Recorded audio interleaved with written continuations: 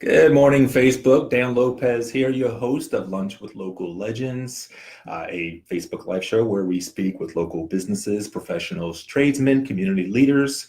And today, my very special guest is going to be Val Mancini, owner of Salon, Tomé. How you doing today, Val? I'm doing well, thank you. Thanks for the invite. My pleasure. I'm glad you were able to come on board and tell us all about your business and your history and all. So Yeah, that's okay. Tell us a little bit about yourself. Where are you from and Okay, well, my name is Val Mancini, and I am originally from Albania, but I have been in the States for over 20 years, and I've lived in Michigan most of my life. I recently moved to Florida about roughly 5 years now, and I've been in the industry for over 15 years. However, I've only had my salon here in Florida for about almost 3 years now. 3 years. Yeah. Okay. Yeah. And just very exciting. Just a little disclosure, Val actually does my hair, so That's I right. don't know whether you like it or don't like it. She's the one who's responsible for it. It looks great though.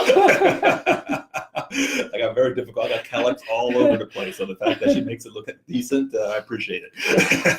I like to work with challenge. Just kidding. His hair is actually very easy to I am work with. definitely a challenge. No. Just want to say a quick hello to Chad. How you doing, buddy? I'll say a quick hello to Peter Hernandez. Thank you for coming on board. Yay, thank you for watching this interview. So you said you lived most of your life in Michigan. In Michigan, okay. Yeah. So I'm so glad I'm not there right now. I know, right? What's going on? You still have friends up there? I still have friends and family. So yeah, So what are they saying about the storm? It's very cold. Yeah. Wait, I'm like, I'll take the hurricane any day and not have to live in that cold. You can't even walk outside. My mom said like her face was like frozen when she walked outside. Wow. Yeah, really bad, really bad. And so before Michigan, you're from Albania. Yep, I was born there. Yeah. I think you're the only person that I know who's originally from Albania. Yes. Well, there's the first for everything. So and you still speak Albanian? I do. I'm actually very fluent. I mean, I so cool. was born and raised there, so I can read and write, and sometimes I even think in Albanian. But I feel like because I've been in United States longer than I've lived in Albania, I feel like I'm more American than I am Albanian, but I still have the some of the Albanian culture still in me. Okay. Well, see, I find that fascinating because I took Spanish as a language in high school and a year in college, and I've tried to do some of the self-learn items of learning Spanish, but I've never reached a point where I would actually think in Spanish. And you said something. Well, okay, I'll tell you why. When I was in middle school, I had a French teacher who said, if you want to learn to speak another language, you have to think it in the language that you want to learn. Okay. So it's a conscious effort. Yeah, it was definitely a conscious effort, all right. For sure. Yeah. So by default, where are you at now? I always think in English, of course. Yeah. Like at this point, yeah. But I do have dreams in Albanian sometimes. Is that when that might happen? I mean, I'm just wondering, like, what will cause you to suddenly think about something in Albanian? I don't know. It's just subconsciously. I don't even think I have any control over it. Okay. It just happens, It's weird. See, that's funny because she had no idea the conversation was going to go in this direction. No, I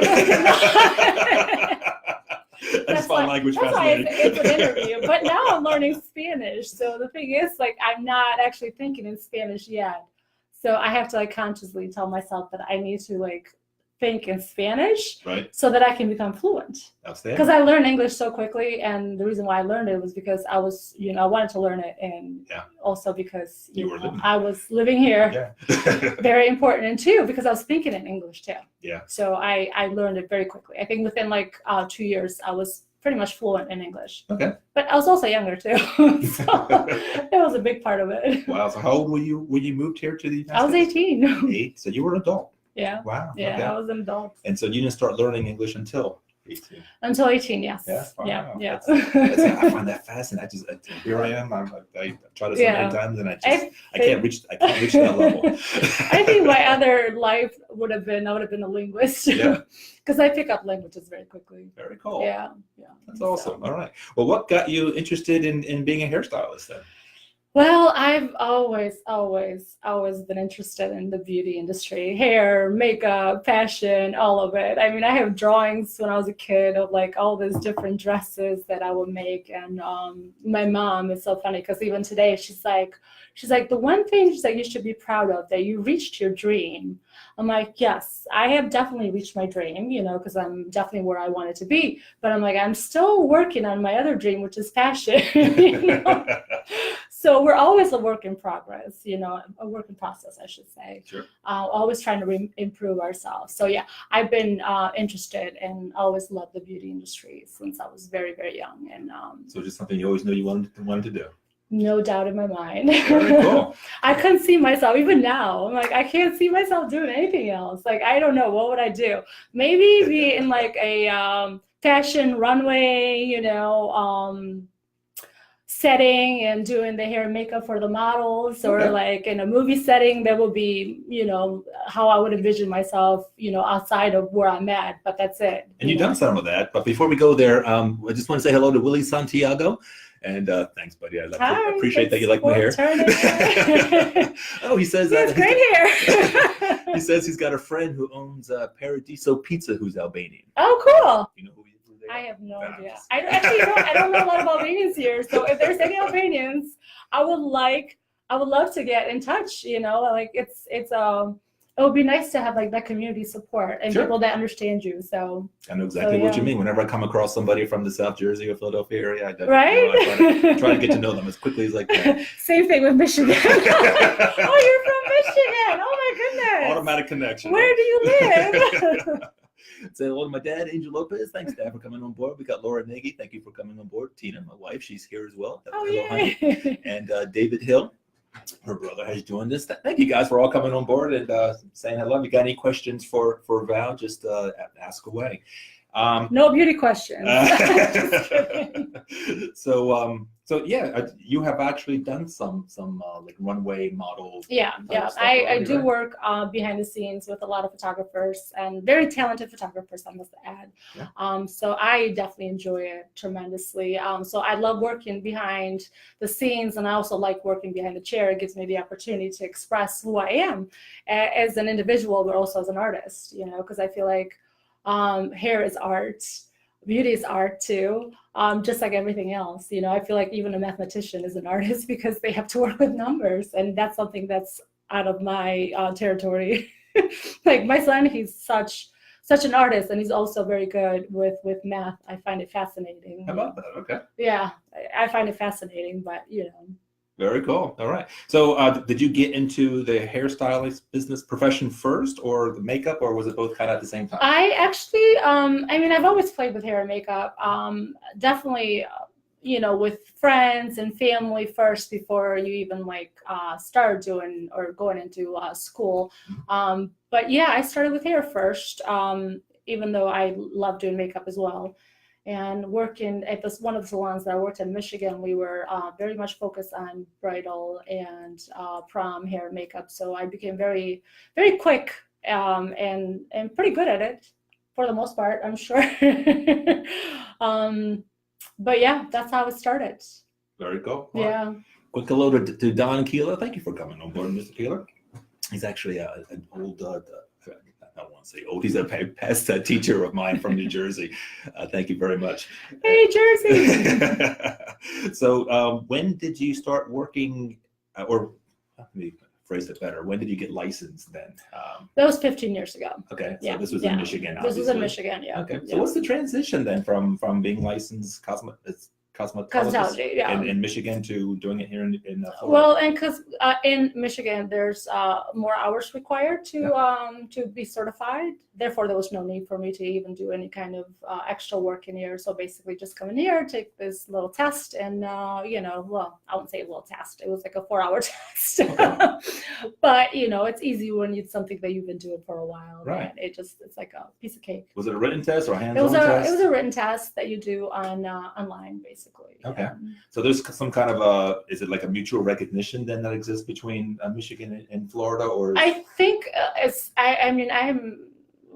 with the laws of that. I'm not 100% sure how that works, but I know for a fact that if you have a certain amount of hours, there's no need to, or a certain amount of time behind the chair, there's no need to retake or start school all over again. Is that pretty much true across the country, do you think? Or is that just kind of a Florida thing? I would think so. I mean, some states require more hours than others. So like if you were a student just out of like, Florida, and you're moving to another state that requires more hours, then you probably will have to go back to school and fill out those hours. But for someone like myself that's seasoned, I had been in the business for at least 10 years before I moved here. It wasn't a challenge. It wasn't difficult to transition. Very good. And the licensing part as well, as long as you answer the questions right. Gotta pass it. And you pass. And obviously with the experience,